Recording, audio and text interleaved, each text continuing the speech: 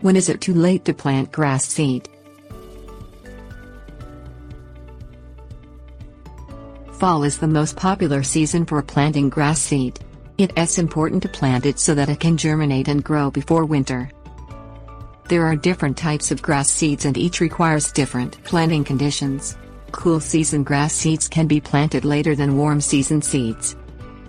Cool season grasses need a minimum temperature range of 45 to 55 degrees Fahrenheit. Warm season grasses require temperatures about 10 degrees higher. Keep in mind that soil temperatures are usually colder than air temperatures. Proper moisture levels are critical to grass seed germination. While fall and spring usually provide more rainfall, supplemental watering may be necessary. Depending on the variety of grass, germination can take from 1 week to 1 month. Grasses with shorter germination times can be planted later than those with longer germination times. While fall planting eliminates many problems to successful grass growth, it is possible to plant grass seed in the spring.